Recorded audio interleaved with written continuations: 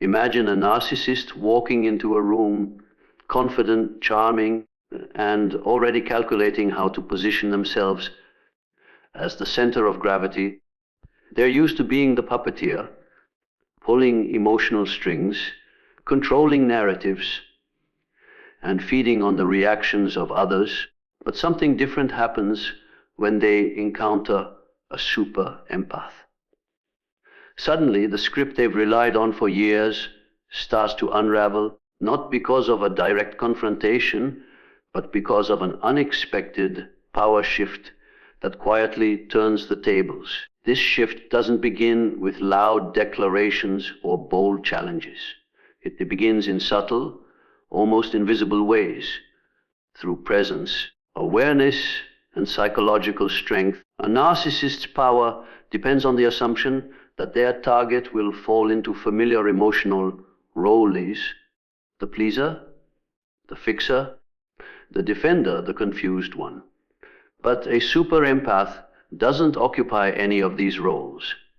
They observe instead of reacting, and they respond with clarity instead of confusion. This breaks the narcissist's predictable emotional patterning. The narcissist expects emotional dependency. What they face instead is emotional sovereignty. At first, the narcissist interprets this calm confidence as a challenge.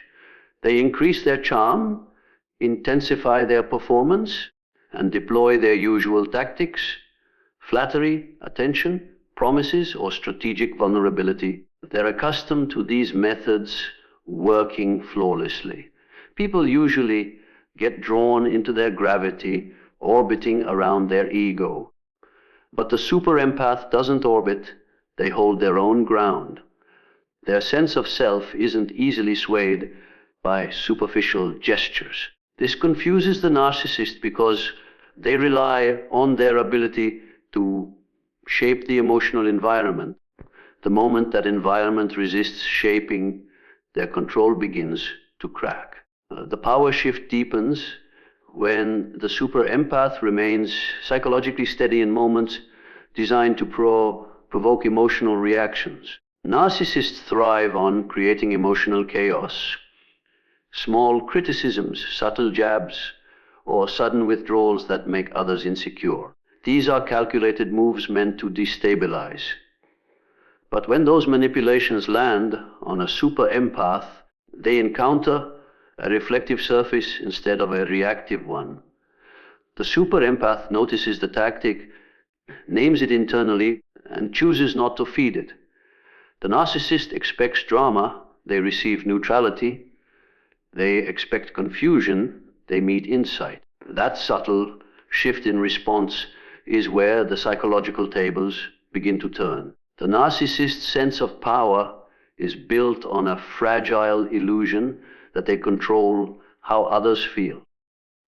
When someone refuses to give them that control, it destabilizes their inner structure. They begin to sense that they're not the hunter anymore. They might be the observed. Super empaths don't simply react less, they perceive more. Their heightened emotional intelligence allows them to read beneath the surface, to spot the patterns of manipulation, and to understand the motives driving each tactic. This awareness acts like an invisible shield. It's not aggressive, but it's impenetrable. This unexpected power shift isn't about dominance, it's about balance reversing. The narcissist, who once dictated the tempo of interactions, now finds themselves subtly following the emotional lead of the super empath. This is not something they can admit or even consciously recognize at first, but they begin to feel it. They sense that their usual tricks don't create the intended impact. They sense that their charm doesn't captivate, their insults don't wound, and their control doesn't anchor. This breeds a quiet frustration that grows over time. The narcissist might try to reassert control through escalation. They test boundaries more aggressively. They create small crises to see if they can shake the empath's composure. But super empaths are not easily trapped in emotional roller coasters. Their awareness allows them to step outside the game and observe it objectively, almost as if they were watching from the balcony rather than being caught in the stage drama. This detachment isn't coldness, it's conscious choice. And that conscious choice is exactly what strips the narcissist of their hidden power. What makes this shift so devastating for a narcissist is that it doesn't happen through direct confrontation, which they are often skilled at manipulating. It happens silently, psychologically, underneath the surface where their usual defenses don't apply. The super empath doesn't need to expose the narcissist publicly. Their mere refusal to play the game exposes the narcissist to themselves. It's like pulling the plug on a stage performance. The lights are still on, the actor is still speaking, but the audience has quietly left. As this shift solidifies, the narcissist begins to experience something rare, a sense of powerlessness in a dynamic they thought they controlled. They may not show it externally at first, but internally they feel the discomfort of losing psychological leverage. Their tactics become repetitive and less effective. Their emotional hooks don't catch, and their sense of superiority starts to erode. They begin to sense that the person standing before them cannot be easily manipulated, and that realization is unsettling. The super empath doesn't need to declare their strength. Their strength is felt in their energy, their boundaries, and their unwavering clarity. This is the moment where the narcissist unconsciously starts to adapt to the super empath's rhythm. Even if they resist it consciously, the once dominant figure now finds themselves reacting, adjusting, and recalibrating, trying to figure out why their usual strategies aren't working. The unexpected power shift is complete when the narcissist's focus shifts from controlling the empath to trying to understand the empath, not out of genuine curiosity, but out of confusion and desperation to regain control. What they don't realize is that they're no longer steering the interaction. The super empath's silent psychological gravity has begun to pull the dynamic in a new direction. When the narcissist can't fully comprehend or command, there is a unique psychological phenomenon that occurs when a super empath stands before a narcissist. Something that goes far beyond verbal sparring or emotional resistance. It's called the mirror effect, and it is one of the most powerful and unsettling dynamics that can unfold between these two opposing forces. Narcissists spend their lives carefully crafting masks, manipulating perceptions, and controlling how they are seen. But when they encounter a super empath, that mask begins to crack, not because the empath attacks it, but because they reflect it back with unwavering clarity. The mirror effect starts with perception. Super empaths have an extraordinary ability to see beneath the surface. They don't just listen to words, they read tone, body language, emotional inconsistencies, and hidden motives. Narcissists rely on their ability to distort reality through charm, confusion, or emotional pressure, but the super empath's perceptive nature quietly dismantles those distortions.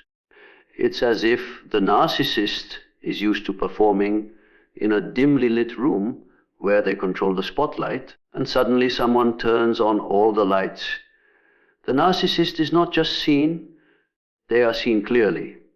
At first, this mirror effect feels subtle. The narcissist might sense something different about the empath. Their usual tactics don't provoke predictable responses. Their flattery doesn't seduce, their criticism doesn't destabilize, and their manipulation doesn't land. Instead, the empath responds with a kind of calm, grounded presence that makes the narcissist's behavior visible, even to themselves. Narcissists are not accustomed to facing their own reflection. They build psychological defenses to avoid exactly that. But the super empath doesn't mirror through confrontation. They mirror through authenticity. Every time the narcissist tries to project an image, whether it's superiority, victimhood, or charm, the super empath simply holds their ground and responds from a place of truth. This has a disarming effect. It forces the narcissist's projected image to bounce back toward them. Imagine someone throwing a ball, expecting it to hit a wall and fall. Instead, it returns at the same speed, revealing the original force behind the throw. The narcissist throws illusions, but the empath's psychological mirror reflects those illusions back, forcing the narcissist to face their own tactics. The mirror effect intensifies through emotional reflection. Narcissists often provoke emotional reactions in others to maintain dominance. They thrive on chaos, insecurity, and the feeling of being one step ahead. But when they meet a super empath, their provocations are reflected rather than absorbed. If they use passive-aggressive remarks, the empath's calm detachment exposes the pettiness of the tactic. If they attempt to charm, the empath's steady, discerning gaze mirrors the insincerity beneath the surface. If they try to guilt-trip, the empath's refusal to accept false responsibility sends that guilt back to its source. This reflection is profoundly unsettling for the narcissist because their entire identity depends on external validation and control of perception. They are like actors who need an audience's emotional reactions to feel real.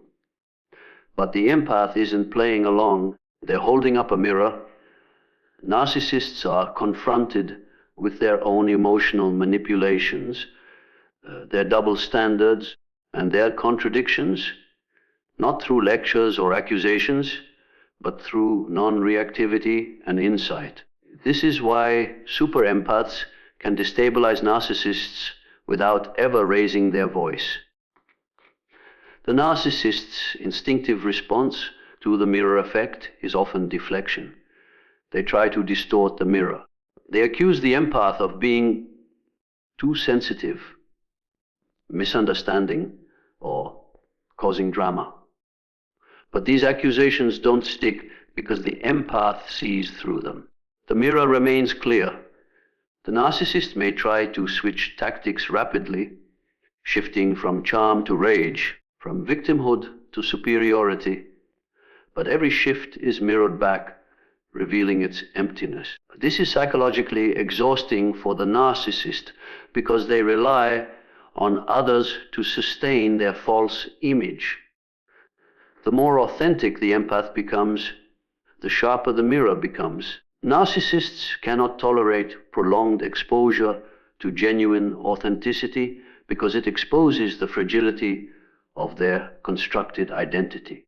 The empath's refusal to be manipulated acts like a spotlight on every deception. When the narcissist boasts, the empath's calm neutrality reflects the insecurity behind the bragging. When the narcissist plays the victim, the empath's steady presence reflects the manipulation beneath the tears.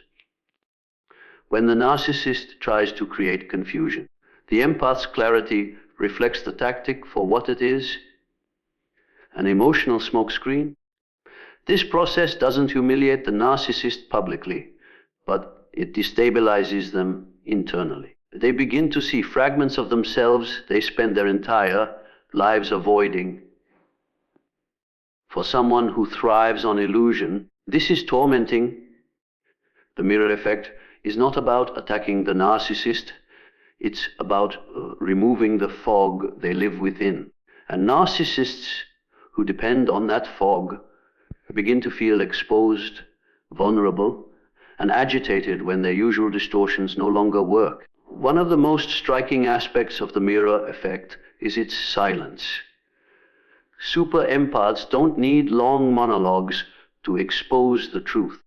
Sometimes it's just a look, a pause, or an unwavering boundary that sends the narcissist's projection spiraling back toward them. The narcissist expects resistance they can overpower, not quiet strength they can't control. This silence amplifies the mirror effect, turning the narcissist's own words and behaviors into their most revealing adversary. The mirror effect also dismantles the narcissist's power dynamics. In most relationships, narcissists set the tone, controlling how others see them and how they see themselves. But when their tactics are mirrored back, they lose that control. They begin to question their impact, to feel unsure about their usual strategies. This uncertainty is intolerable for someone whose sense of self relies on domination. The empath doesn't need to control the narcissist. They simply refuse to let the narcissist control them, and that refusal itself is a powerful mirror. As this reflection deepens, narcissists often experience rising frustration, agitation, or even panic.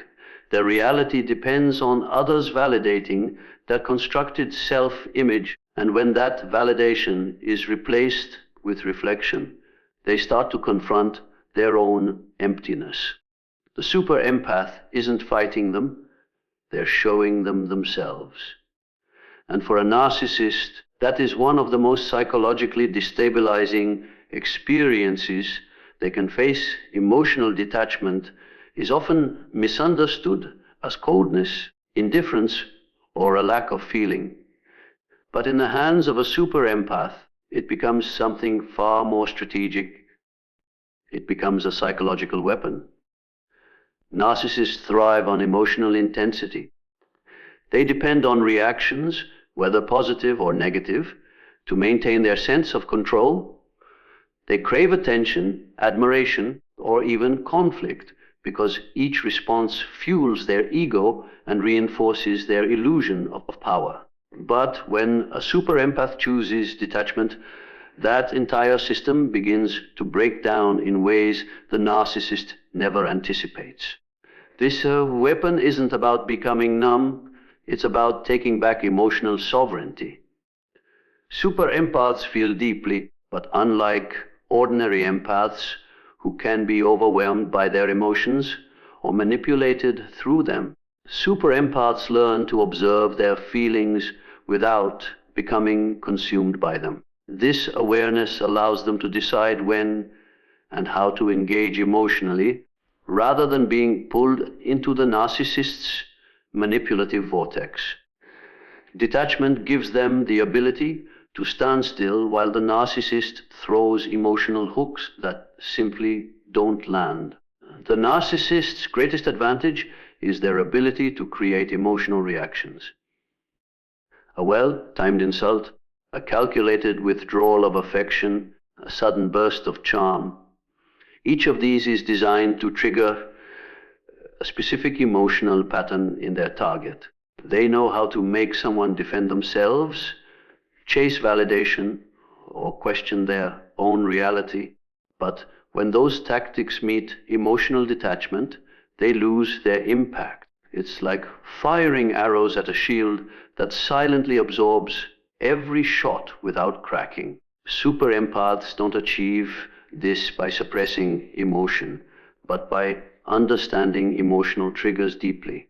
They can recognize when a narcissist is baiting them into a fight, testing their boundaries, or playing the victim. Instead of reacting impulsively, they pause, they breathe, they observe.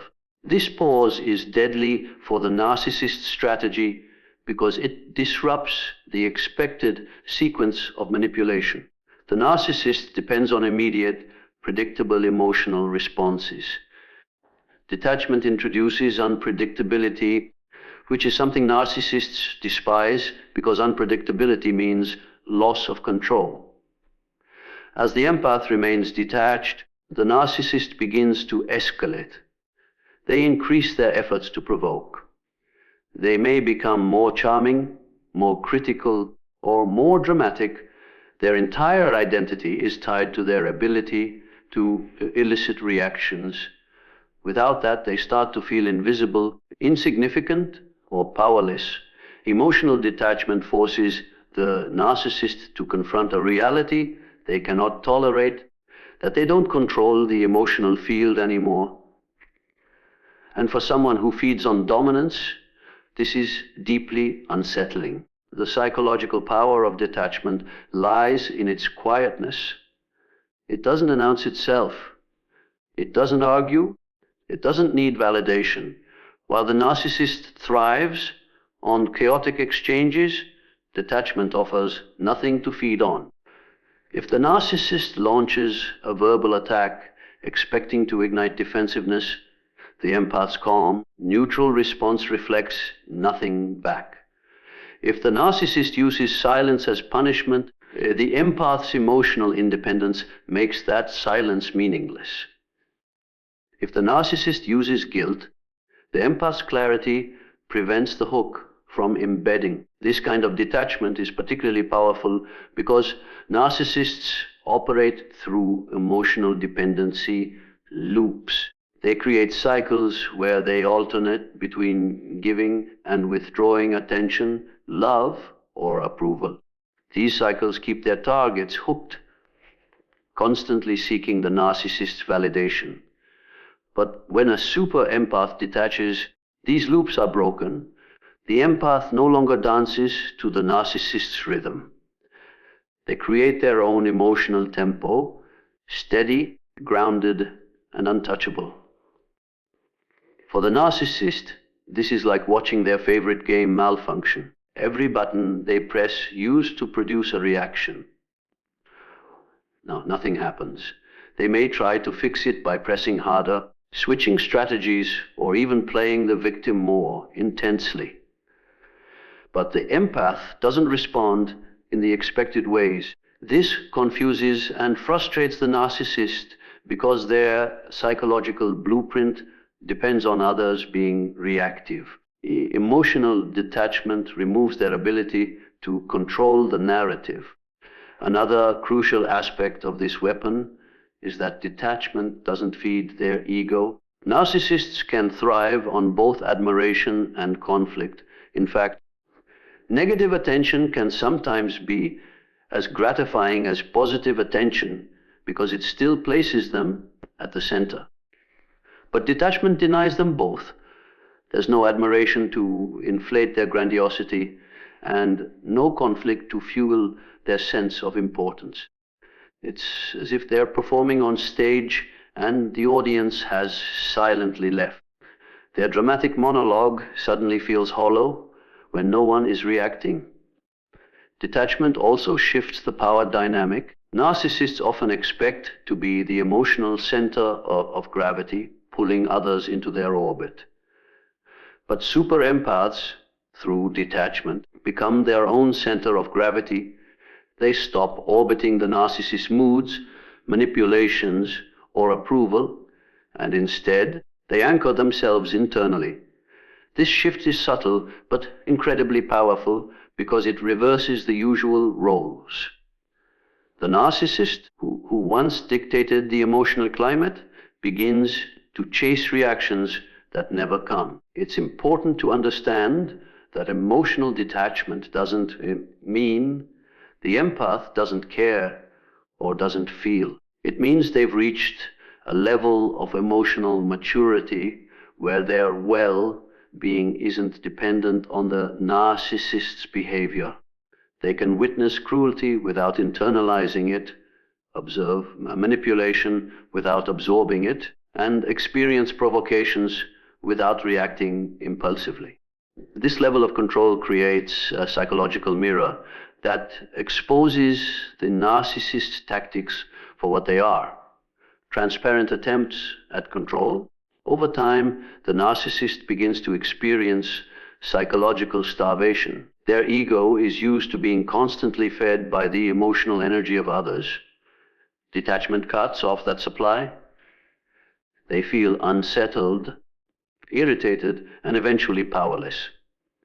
Their attempts to regain control become more frantic but less effective, and they may even begin to project their frustration outward, blaming the empath for their own emotional discomfort. But the empath's detachment remains steady, unaffected by the narcissist's spiraling attempts to provoke a reaction. What makes emotional detachment such a powerful weapon is that it operates without aggression, without revenge, and without needing to prove anything. It is quiet resistance. The kind that doesn't feed the narcissist's drama, but slowly dismantles it from the inside. In this detached state, the super empath stands firm, while the narcissist's strategies fall apart, one failed provocation at a time. Authenticity has a unique kind of power. It doesn't shout, it doesn't perform, and it doesn't manipulate, it simply is. For narcissists, authenticity is threatening because their entire identity depends on masks, performances, and control of perception. They construct elaborate false selves designed to impress, dominate, or manipulate those around them. But when a super empath enters the picture, armed with unwavering authenticity, the narcissist's carefully constructed illusions begin to crack. This is the process of unmasking through authenticity, and it unfolds slowly, almost invisibly, yet with immense psychological force. Narcissists are masters of projection. They project idealized images to charm and control, and they project their flaws onto others to avoid self-awareness. Their mask is a survival mechanism, a facade built to gain admiration, evade shame, and manipulate emotional dynamics.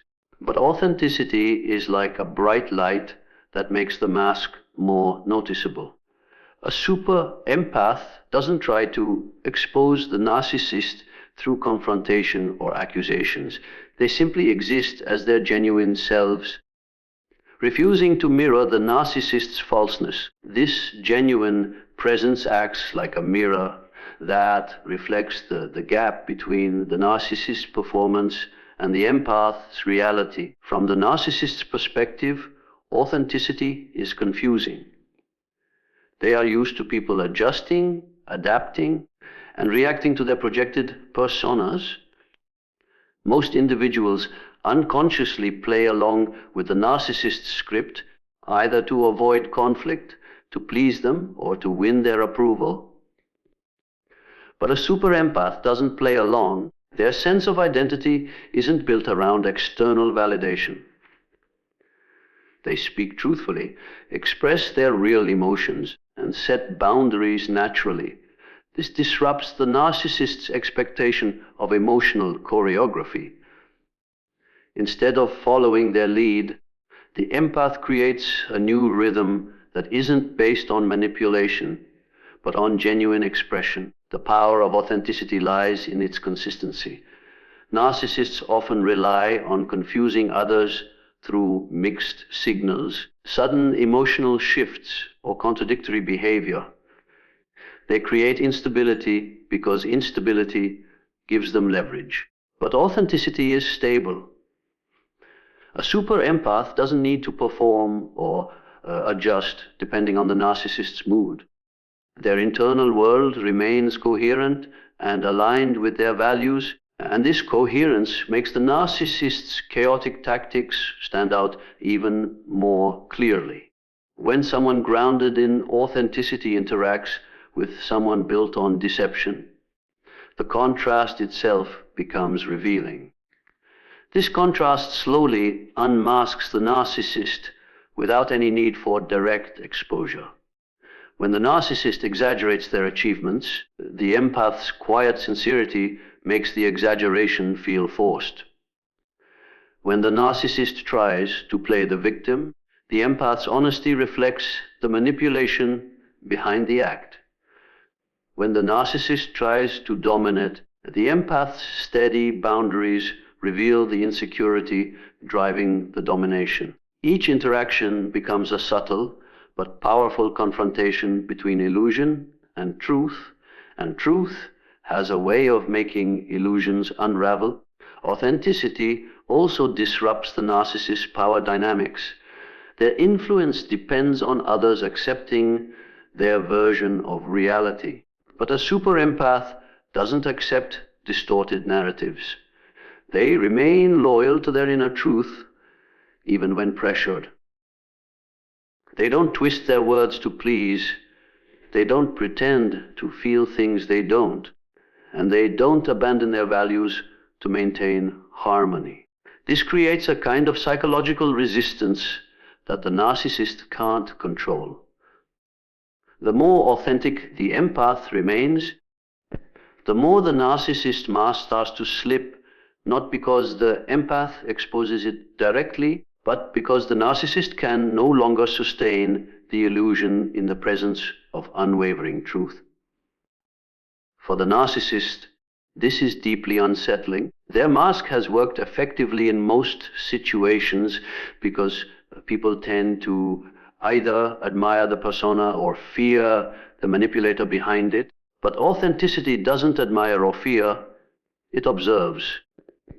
It doesn't give the narcissist the emotional feedback they need to maintain their performance.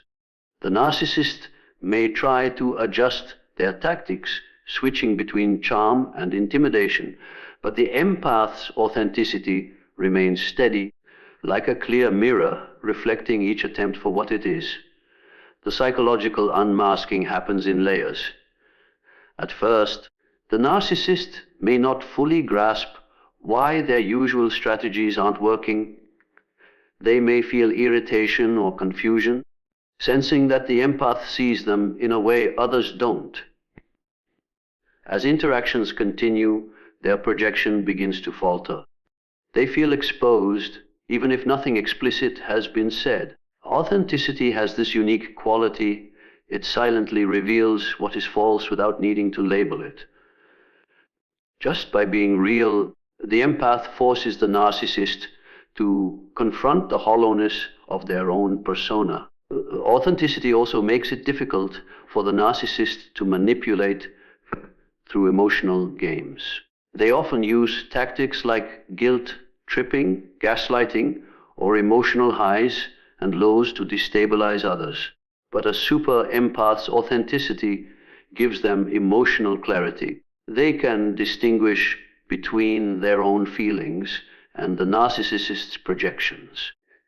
They can recognize when they're being pulled into a manufactured narrative and choose not to participate. This makes many of the narcissist's favorite tactics ineffective, and their inability to provoke the expected reactions further exposes their dependence on manipulation. As the narcissist's mask slips, they often experience rising discomfort. Their identity isn't built on authenticity, so when faced with someone who embodies it, they feel psychologically vulnerable.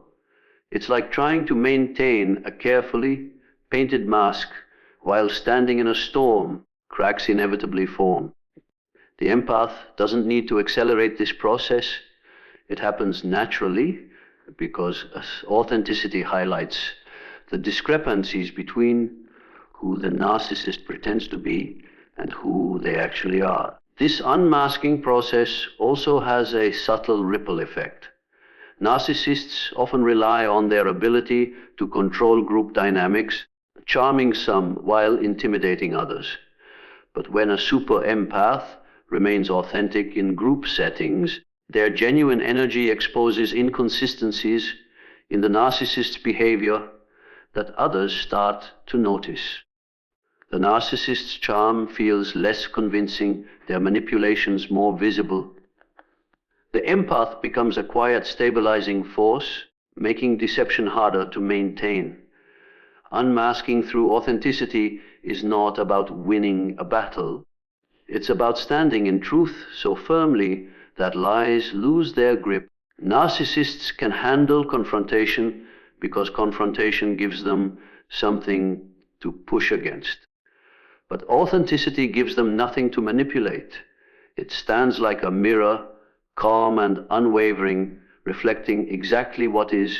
And in that reflection, the narcissist's carefully crafted image begins to dissolve under the weight of its own falseness. Silent psychological domination is one of the most powerful, yet least understood ways super empath dismantles a narcissist's control.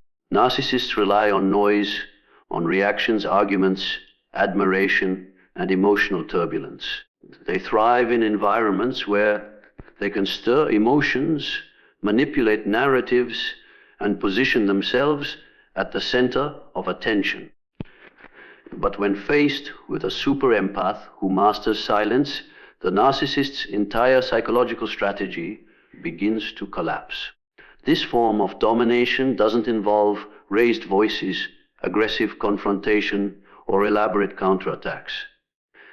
It operates quietly, steadily, and with surgical precision. At the core of this silent power is composure. Narcissists provoke to dominate. They use subtle insults, gaslighting, unpredictable mood swings, or strategic coldness to elicit emotional reactions. Every outburst, every desperate explanation, every defensive reaction becomes psychological fuel for them. But when their provocations are met with silence, calm, unwavering, grounded silence, they lose their grip.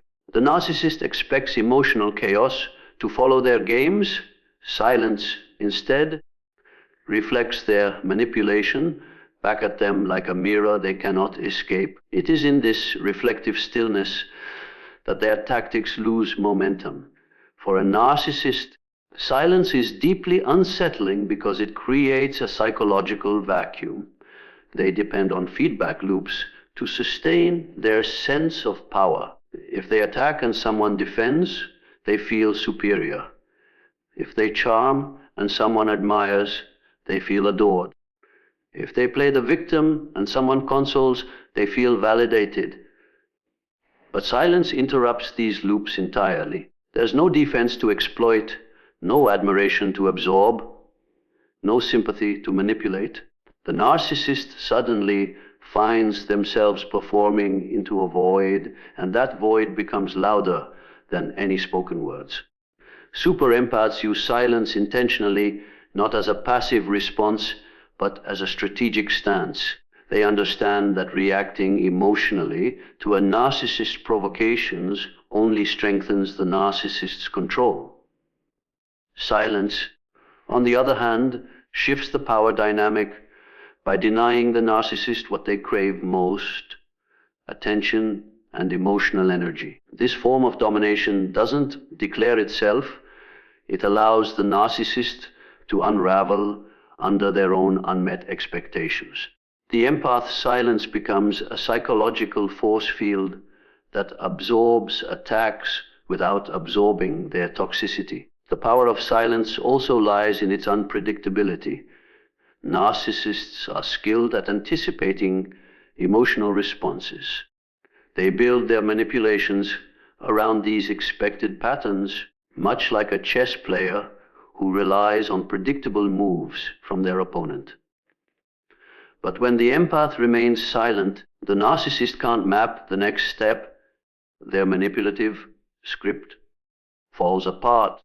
They may try different tactics to provoke a reaction: charm, intimidation, guilt, but each attempt meets the same calm, unwavering stillness. This unpredictability causes frustration, agitation, and eventually a creeping sense of powerlessness. Silent psychological domination also exposes the narcissist's dependency. On the surface, narcissists project strength, control, and superiority, but beneath that mask, they are emotionally dependent on the reactions of others to maintain their fragile self-image. Silence forces them to face this dependency. When the empath refuses to feed the cycle, the narcissist is left alone with their own emptiness. This confrontation with their inner void is something they spend their lives avoiding. It's why silence feels to them not like neutrality, but like an attack they can't counter. The empath's silence is not emotionally detached indifference, but deep inner control. It comes from understanding that reacting to manipulation gives the narcissist power, while silence reclaims it. This is not about ignoring or suppressing feelings, but about choosing not to hand those feelings over as weapons. The empath remains fully aware, fully present, and fully in control of their inner state. This presence is what makes their silence so potent. It's not the silence of fear, it's the silence of strength. Over time, this silent domination begins to shape the entire psychological dynamic between the narcissist and the empath. The narcissist, who once dictated the rhythm of interactions, finds themselves adapting to the empath's silence without even realizing it. They become hyper, aware of their own words, their manipulations start to sound hollow, and their attempts at control begin to falter. The empath's silence forces them to confront themselves, something they are profoundly uncomfortable doing. One of the most unsettling effects of silent domination is the way it destabilizes the narcissist ego. Their inflated sense of self depends on constant reinforcement from their environment. Silence denies them this reinforcement. They start to feel less significant, less powerful, less central. Their ego, once propped up by the reactions of others, begins to wobble. This internal destabilization often manifests as increased agitation, erratic behavior, or even desperate attempts to regain control through extreme manipulation. But the empath's silence remains steady, unshaken by the narcissist's emotional storms. Silence also communicates something words often can't: boundaries. While narcissists thrive on blurring boundaries through emotional entanglement, silence establishes a clear line without needing explanation. The empath's refusal to engage signals that the narcissist no longer holds emotional sway. It's a non-verbal way of saying, I see you, but I'm not participating. This silent boundary is often more effective than verbal ones because narcissists can twist words, but they can't twist silence. Another subtle layer of silent domination is psychological exposure. Narcissists are used to controlling the narrative through language, gaslighting, twisting facts, or charming their way out of accountability. Silence disrupts this narrative control when their manipulative statements are met with no reaction. The weight of their own words hangs in the air. The lack of engagement forces their behavior into the spotlight, often making their tactics appear more transparent, even to onlookers. Silence turns the narcissist's own behavior into their biggest revealer. As this dynamic unfolds, the narcissist often finds themselves in unfamiliar territory. Their usual tools: charisma, manipulation, emotional pressure, no longer produce results. They experience something they rarely face, a loss of psychological dominance. And it doesn't happen through confrontation or dramatic power struggles, but through the empath's quiet, deliberate choice not to engage. Silence slowly shifts the gravitational pull of the relationship, centering the empath's inner strength and leaving the narcissist's control mechanisms exposed and ineffective. This form of domination is powerful precisely because it is subtle. There's no scene, no escalation, no external drama. It happens beneath the surface, in the psychological space where narcissists are used to ruling unchallenged. But when a super empath masters silence, that hidden territory is no longer theirs to control. The narcissist begins to feel their influence slipping, their tactics failing, and their mask weakening, or while the empath says nothing at all,